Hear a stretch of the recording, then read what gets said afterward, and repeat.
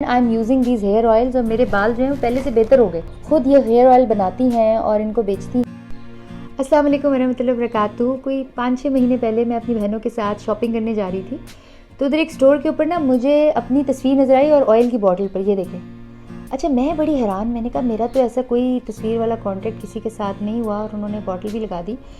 तो मैंने कहा अपनी टीम से, कहा कि चेक करें, और मैंने ये जो दोनों ऑयल्स थे ना, आई बॉट देम, ये मैंने ख़रीद लिए। मैं इन्हें घर ले आई and since then I am using these hair oils और मेरे बाल जो हैं वो पहले से बेहतर हो गए।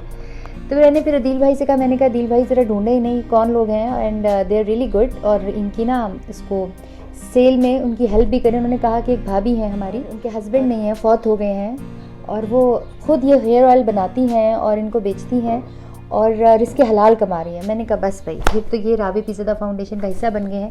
सो these hair oils you can order, आप इनको ऑर्डर कर सकते हैं। नंबर मैंने यहाँ पर दे दिया है, इनको ऑर्डर कर